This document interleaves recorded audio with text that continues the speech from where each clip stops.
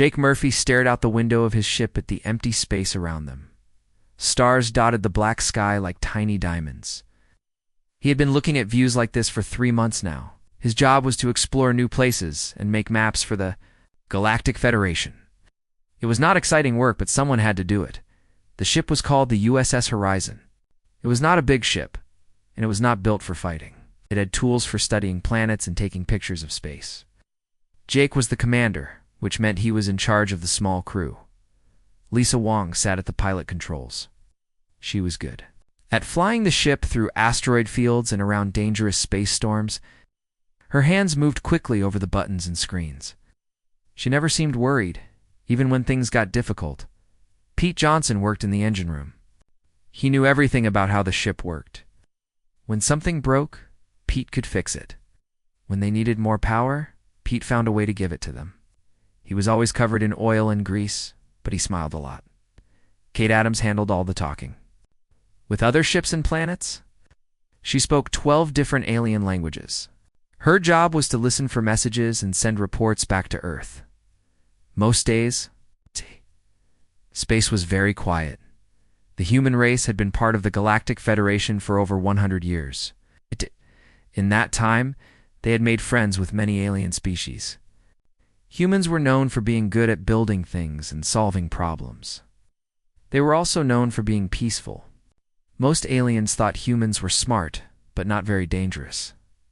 Jake liked it that way. He had read about the old days when humans fought wars against each other. Those times seemed terrible. Now humans work together with aliens to explore space and learn new things. It was much better, Commander Kate said from her station.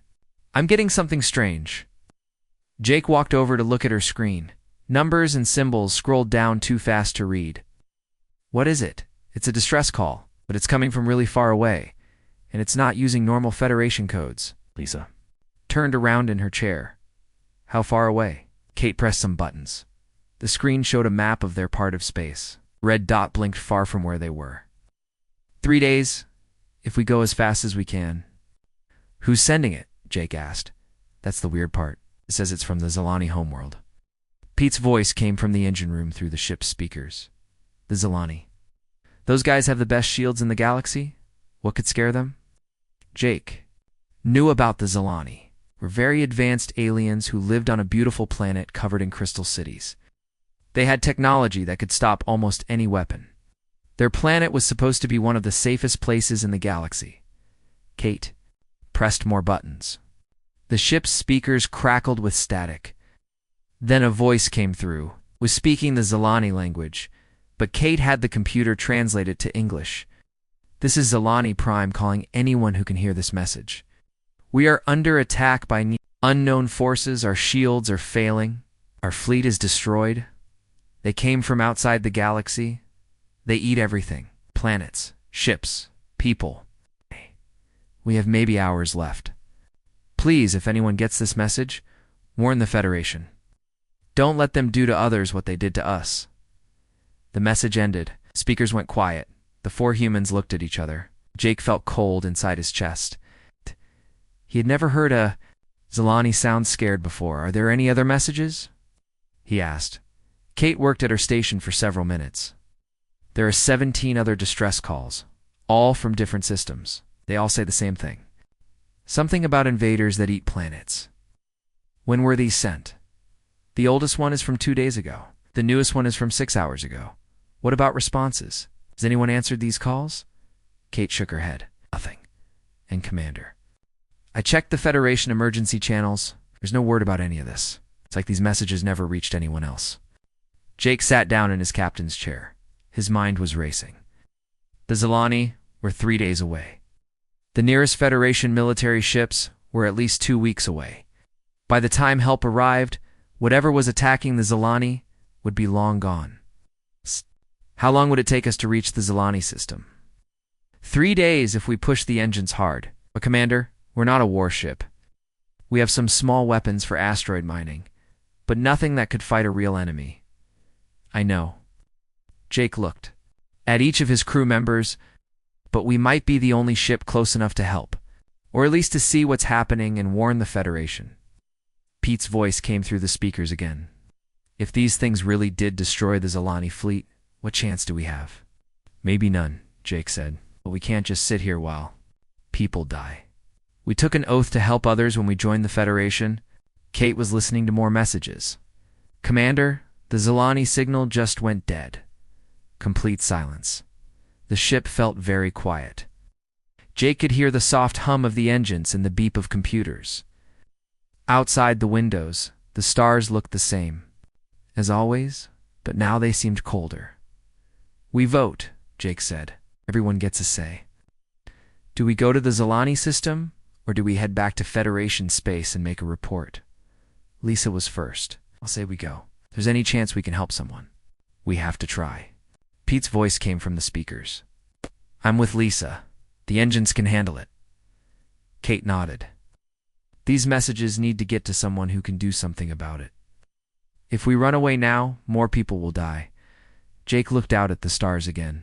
He had a bad feeling about this, but his crew was right. Then we go. As Lisa began changing their course, Jake opened a special communication channel.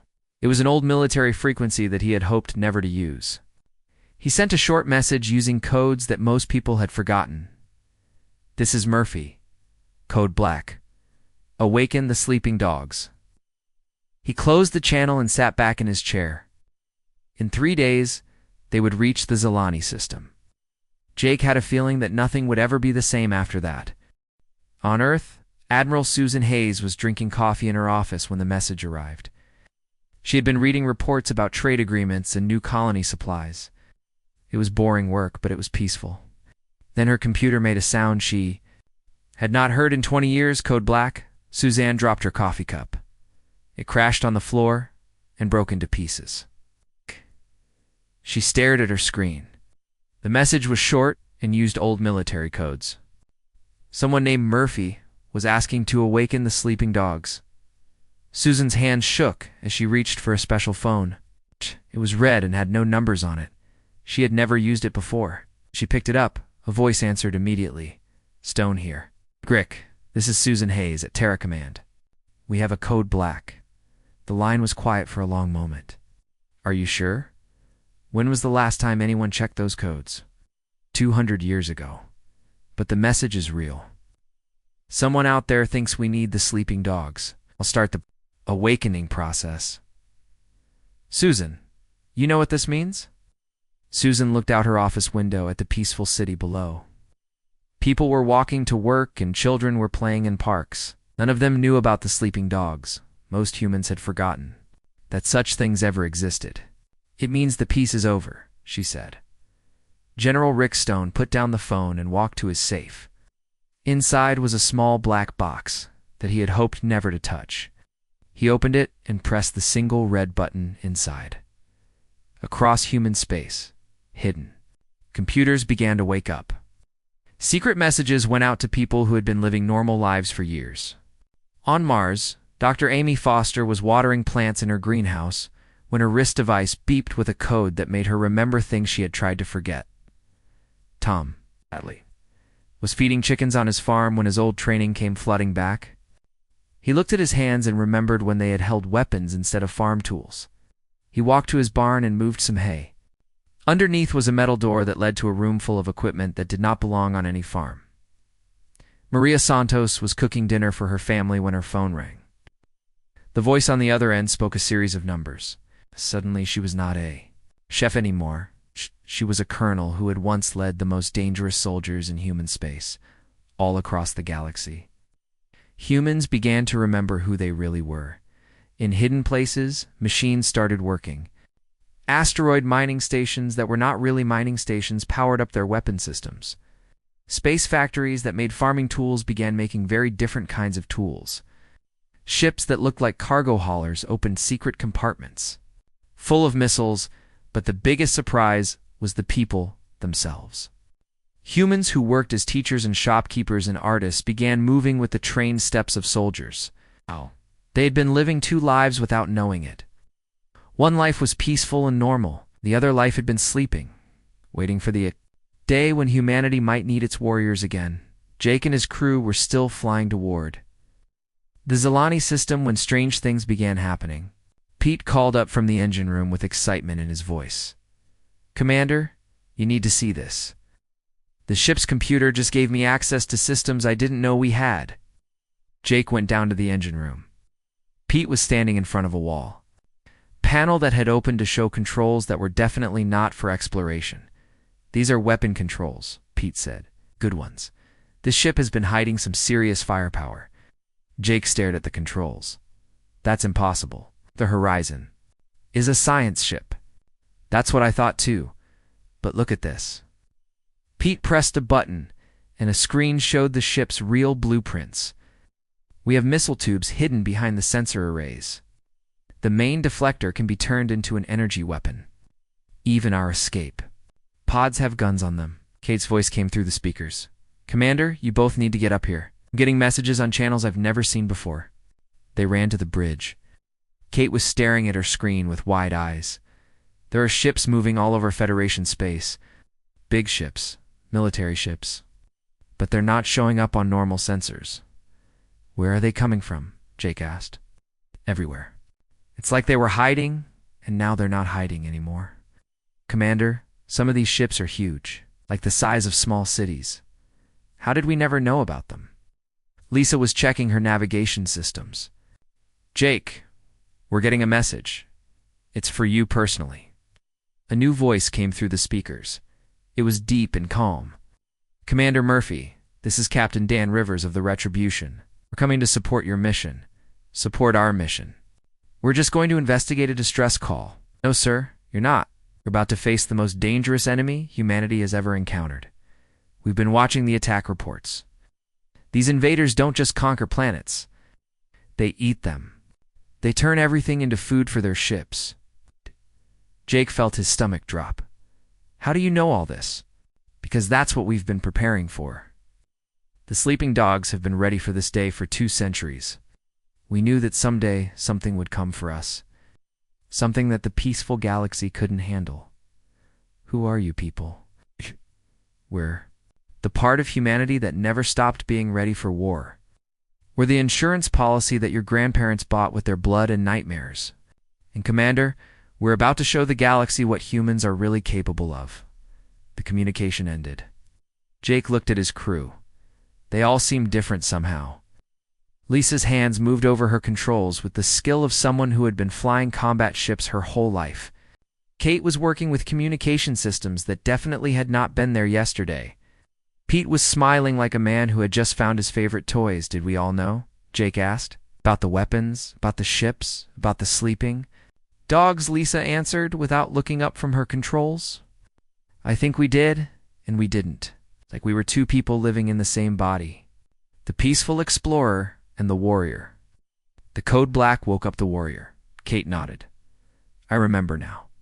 The training, the simulations. We've been practicing for this our whole lives. We just thought they were games. Jake sat down and tried to understand what was happening. The human race he thought he knew was peaceful and gentle. They built things and explored space and made friends with aliens. But now he was learning that there was another side. A side that had been sleeping and waiting. In 3 hours, they would reach the Zilani system. Jake no longer worried about what they would find there. Instead, he worried about what the galaxy would think when it learned the truth about humanity. The peace had been real, but it had come with a price. Somewhere in the darkness between the stars, things that 8 planets were about to learn why humans had been the most feared warriors in their part of space before they joined the Federation. The sleeping dogs were waking up. They were very, very hungry for a fight. The Zilani system looked like a graveyard when the Horizon arrived. Jake stared out the window at what used to be one of the most beautiful places in the galaxy. The crystal cities that had sparkled like jewels were gone. The planet itself looked like someone had taken huge bites out of it. Strange ships floated around the dead world. They were black and looked like they were made of metal and flesh mixed together. They moved like living things, stretching and changing shape as they worked. Some were as big as mountains.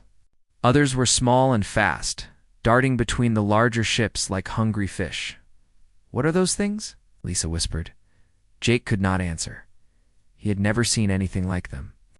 The ships seemed to be eating the planet piece by piece.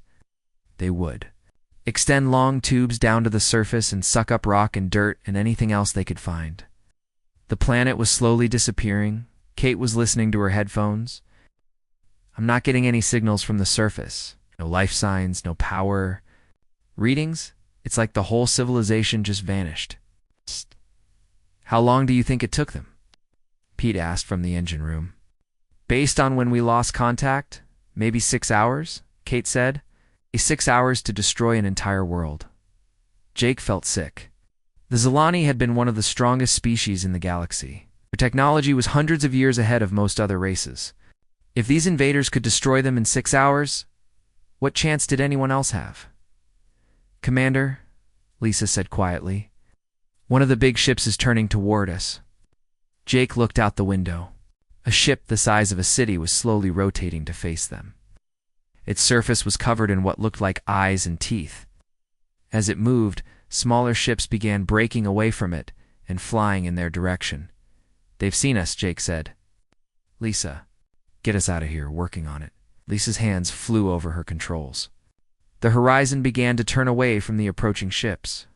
But the alien ships were fast, much faster than they looked.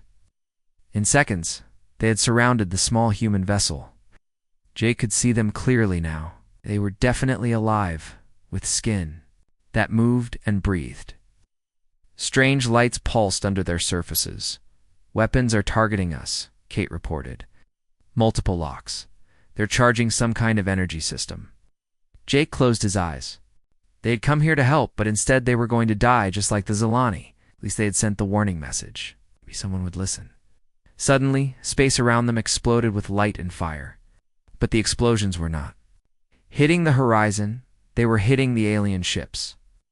Jake opened his eyes to see the creatures being torn apart by missiles and energy beams. A massive ship appeared next to them. It had been invisible, but now Jake could see it clearly. It was twice the size of the biggest Federation warship he had ever seen. Its hull was black metal covered in weapon ports.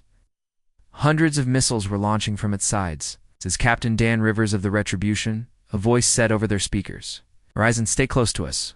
We're getting you out of here." The human warship moved between the horizon and the alien ships. Its weapons fired constantly, destroying everything that came near them. Jake had never seen anything like it. The ship seemed to know exactly where the aliens would move before they moved there in minutes. All the smaller alien ships were destroyed. The big ship that had been eating the planet began moving toward them. It was so large that it blocked out the stars behind it. "That's a big one," Captain Rivers said calmly. "Let's see what it can do." The alien ship fired a beam of energy that would have destroyed a normal warship instantly. But the Retribution's shields absorbed the attack without any trouble, and the human ship fired back. The weapon that hit the alien ship was unlike anything Jake had ever seen. It seemed to tear holes in space itself. The massive alien vessel began breaking apart, its living hull screaming as it died. "Horizon, dock with us immediately," Captain Rivers ordered. "We need to get you to safety and debrief you on what you've seen." Lisa flew their small ship into the Retribution's huge docking bay.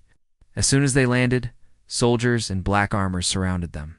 But these were human soldiers, and they helped Jake and his crew out of their ship with respect. Captain Rivers was waiting for them. He was a tall man with gray hair and cold eyes. He looked like someone who had seen too many battles. "Murphy," he said, "welcome aboard. I'm sorry you had to see that, but you needed to understand what we're facing." "What were those things?" Jake asked. "We call them devourers. They're from outside our galaxy. They travel from place to place, eating entire civilizations. They've done this before, many times." Jake followed the captain through corridors filled with weapons and soldiers. The ship was clearly built for war. Everything was designed to fight and kill efficiently. "How do you know about them?" "Because we've been watching for them for 200 years. The sleeping dogs were created to fight threats that the peaceful galaxy couldn't handle. We knew that someday something like this would come." They entered a large room filled with screens showing star maps. Jake could see red dots marking dozens of systems. All of them were under attack. "How many worlds have they hit?" Jake asked. 43 so far, and they're spreading fast. World they consume makes their fleet bigger and stronger. If we don't stop them soon, they'll be unstoppable. Dr. Amy Foster was standing at one of the computers. She looked up when they entered. Captain, I've finished analyzing the data from the destroyed ships. These creatures are more dangerous than we thought, explained Captain Rivers said. They don't just eat matter, they eat information, knowledge. When they consume a civilization, they absorb everything that species knew. They get smarter with each world they destroy. Jake felt his blood turn cold. You mean they're learning from the people they kill? Exactly. They've consumed thousands of civilizations across multiple galaxies. They know every trick, every strategy, every weapon that has ever been used against them. Captain Rivers walked to the main screen. That's why the Federation military can't stop them. They fight like the book says they should fight. The Devourers have read that book 1,000 times. Oh, you can stop them? The captain smiled, but it was not a pleasant smile, Commander. The Federation has seen humans be peaceful for 2 centuries. They think that's all we are. But peace was a choice we made, not a weakness we had. I don't understand. Before we joined the Federation, humans were the most dangerous species in known space. We didn't just fight wars, we perfected them. We turned killing into an art form. Then we decided to be better than that. But we never forgot how to be monsters when monsters were needed. Jake looked around the room at the soldiers and scientists working at their stations. They all moved with the confidence of people who knew exactly what they were doing. The Devourers expect us to fight like civilized people, Captain Rivers continued. They expect rules and honor and predictable tactics. They're about to learn that humans wrote a very different book about war, and we never let anyone else read it. Alarms began sounding throughout the ship. A soldier at one of the screens called out, Captain, we have multiple Devourer fleets moving toward human space. They're targeting Earth. Captain Rivers' smile became even colder. Good. Let them come. It's time to show the galaxy what sleeping dogs do when someone tries to hurt their family. The first Devourer ships reached New Haven 3 days later. It was a small farming world where humans grew food for other colonies. The aliens expected an easy meal. What they found instead was a nightmare. Colonel Beth Parker had been a farmer. For 15 years, she grew corn and raised cattle. Her neighbors thought she was just a quiet woman who liked working with her hands. They did not know that she had once led the most elite fighting unit in human space. When the code black signal reached New Haven, Beth remembered who she really was. She walked to her barn and pressed her hand against a hidden scanner. The floor opened to reveal an underground command center that had been waiting for this day. All units, this is Shepard, she said into her radio. The wolves are at the door. Cross. The planet farmers put down their tools and picked up weapons. Tractors opened to reveal missile launchers. Grain silos transformed into defensive towers. What had looked like a peaceful agricultural world became a fortress. The Devourers sent their usual advance force. 50 ships, each the size of a city block. Instead, they found humans who had been preparing for this moment their entire lives. Beth watched the alien ships descend from her command. Bunker all stations. Target priority is the big ones. Let them get close. Shepard, this is Hammer, came a voice over the radio. It was Tom Bradley, the man who grew apples in the next valley. I have visual on the lead ship. Permission to engage? Negative, Hammer. Let them land. We want them to commit. The Devourer ships touched down in the fields outside the main settlement. Immediately, they began extending their feeding tubes to consume the planet's surface. The aliens inside the ships started coming out, ready to hunt down any survivors. What emerged from the ships looked like a cross between insects and machines. They walked on 6 legs and had claws that could cut through metal. Their heads were covered in eyes and sensor organs. They had destroyed thousands of worlds using these same tactics. Now, Beth said quietly, the cornfields exploded. What the aliens had thought was farmland was actually a carefully planned kill zone. Hidden charges threw dirt and metal high into the air. The creatures found themselves surrounded by humans rising from concealed positions. But these were not normal human soldiers.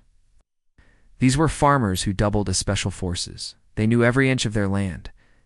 They had spent years preparing for this exact scenario. Maria Santos led the first attack.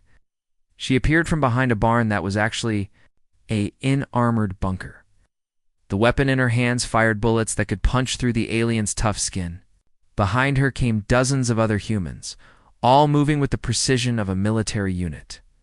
The aliens tried to adapt, which was their greatest strength. But the humans did not fight like any military they had encountered before. There was no grand strategy, no predictable pattern. Each group of farmers fought differently. Using whatever they had at hand, Tom Bradley's apple orchard was filled with traps that he had disguised as irrigation equipment. When the aliens tried to advance through it, they found themselves caught. In nets made of cables strong enough to stop a tank, the local school teacher, Jenny White, had turned her classroom into a sniper's nest.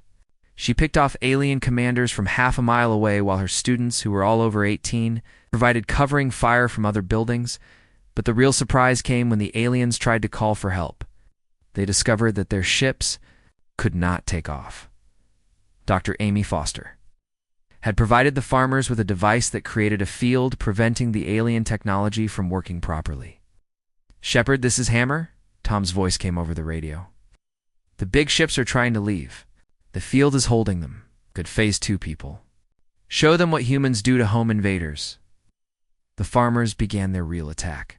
They'd studied the captured alien technology for months. They knew exactly where to hit the ships to cause the most damage. Weapons that had been disguised as farming equipment began tearing the alien vessels apart. The battle lasted 6 hours. When it was over, not a single Devourer ship had escaped.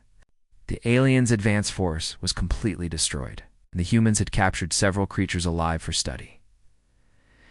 Admiral Hayes watched the battle reports from her command center on Earth. The news was better than she had dared to hope. "Many casualties?" she asked.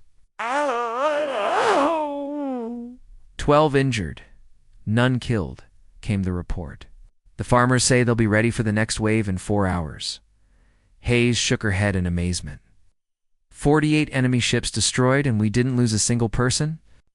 The sleeping dogs were very thorough in their preparations, Admiral. Every human world has been ready for this kind of attack for decades. But the real shock came when the Federation Council contacted Earth. Representatives from dozens of alien species were demanding answers. They had watched human farmers destroy an invasion force that should have been unstoppable. Admiral Hayes came the voice of the Federation President, a Centauri named Vex. "We need an explanation. How did a farming world defeat a force that destroyed the Zilani fleet?" Hayes looked at the communication screen. "Mr. President, I think it's time we had an honest conversation about human history." "What do you mean?" "I mean that for 200 years you've known us as peaceful explorers and traders." That was true, but it wasn't the whole truth. Humans chose to be peaceful.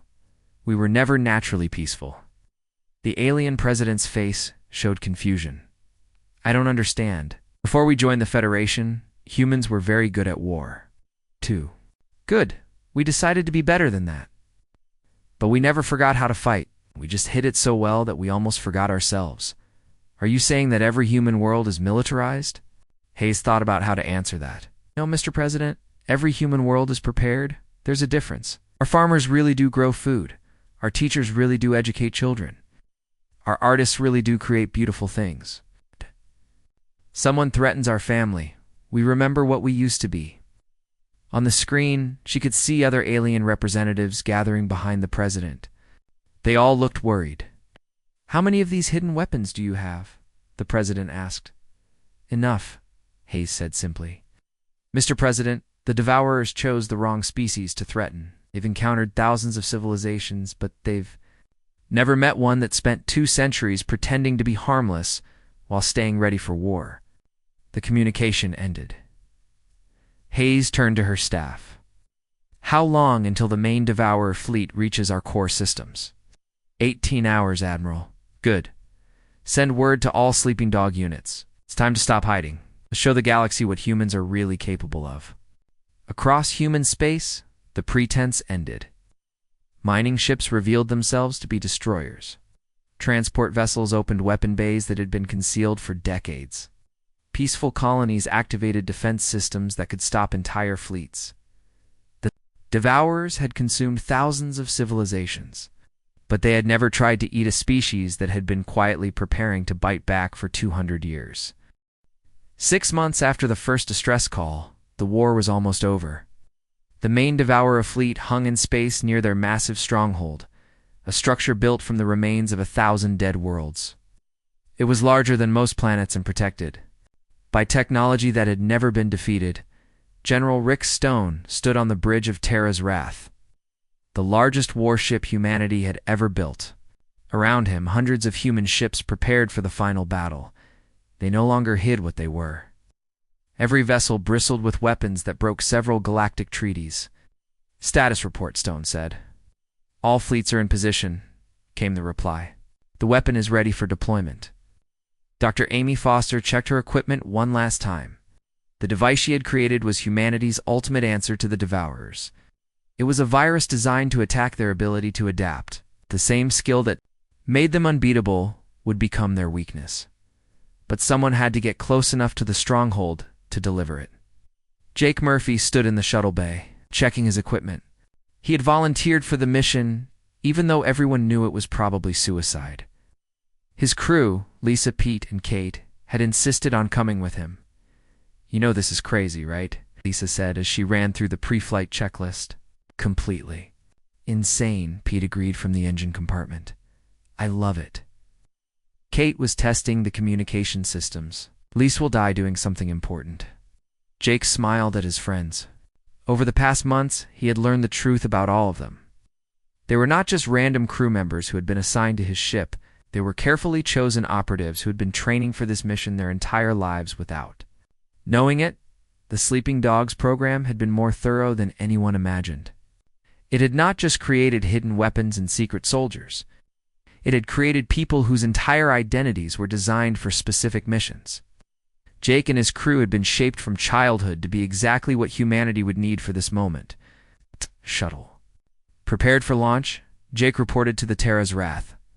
General Stone's voice came over the radio. "Jake, you know you don't have to do this. You can find another way." "No, sir. This is our mission. This is what we were made for." The shuttle launched from the massive human warship and began flying toward the Devourer stronghold. Around them, the largest space battle in galactic history was beginning. Human ships attacked from every direction while the aliens tried to respond, but the humans were not fighting like any military the Devourers had encountered. There was no main attack, no central strategy. Each ship fought independently, using tactics that seemed random but were actually carefully coordinated. Chaos, Captain Dan Rivers' lead. One attack group and a series of hit-and-run strikes that appeared to have no pattern. Maria Santos commanded another group that attacked, retreated, then attacked again from a completely different direction. Every human commander fought differently, making it impossible for the aliens to predict what would happen next. The tried to adapt, but there was nothing consistent to adapt to. Every time they changed their defenses to stop one type of attack, the humans switched to something completely different. Jake's shuttle flew through the middle of the battle, dodging both human and alien weapons. The stronghold grew larger and larger until it filled their entire view. Up close, they could see that it was alive, its surface moving and breathing like skin. "There," Kate said, pointing to a dark opening. "That looks like a docking port." Lisa flew the shuttle toward opening. As they got closer, alien defenders began shooting at them. But Pete had made modifications to their small ship that allowed it to absorb energy weapons and redirect the power to their own systems.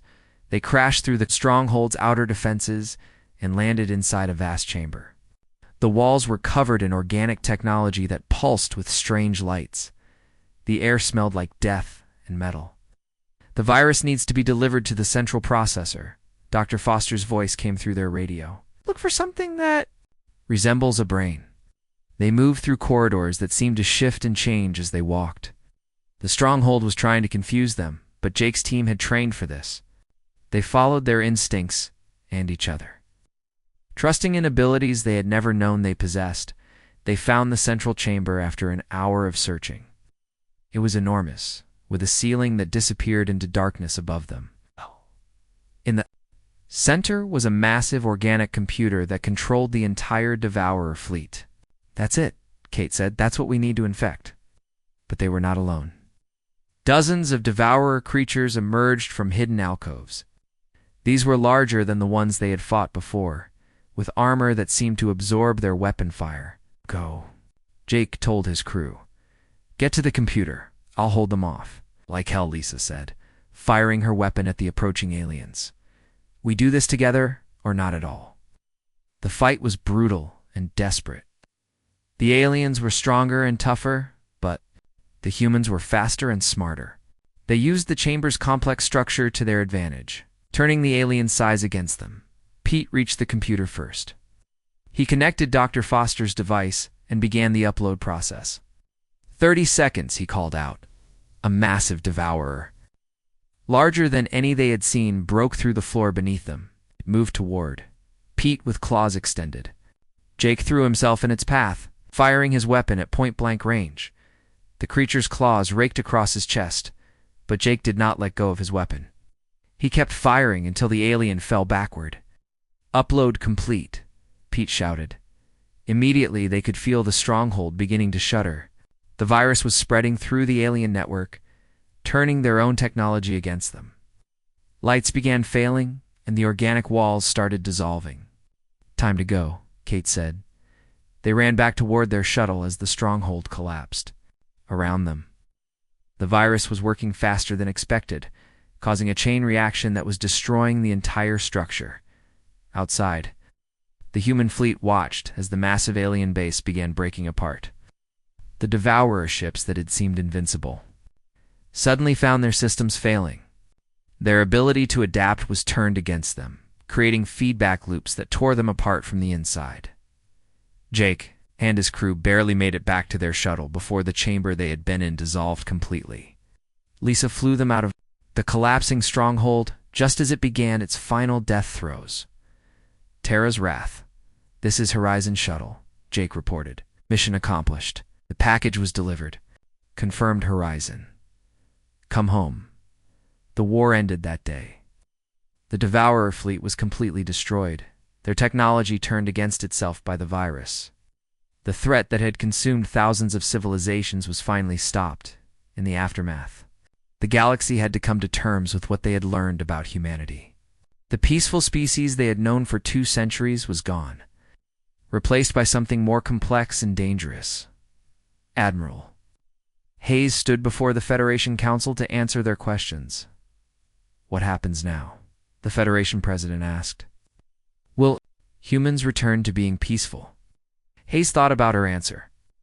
"Mr. President, we were never not peaceful. We simply chose to be prepared for the day when peace was not enough. That day came, and we did what we had to do. And the sleeping dogs, they'll sleep again, but not as deeply as before. The galaxy has seen that there are threats out there that peaceful species cannot handle alone. Someone has to be ready to face them." The president looked worried. "Are you saying humans will police the galaxy?" "No, sir. We're saying that humans will protect it. There's a difference." Jake was promoted to captain of a new exploration vessel. His mission was the same as before, to explore new worlds and make friends with alien species. But his ship, like all human ships now, carried a small plaque near the captain's chair. It read, "Here sleep the dogs of war. Do not wake them." The galaxy had learned an important lesson. Humanity's greatest strength was not their technology or their numbers. It was their ability to be exactly what the situation required. When peace was needed, they were peaceful. When diplomacy was called for, they were diplomatic. But when monsters came to devour innocent civilizations, humans became something much more dangerous than monsters. They became hunters. The devourers were gone, but somewhere in the darkness, between galaxies, other threats were watching. They had seen what happened to the great fleet that had never been defeated. They had learned that there was one species in this galaxy that would fight back with everything they had. The sleeping dogs were resting again, but they were dreaming of war. And in those dreams, they were always ready.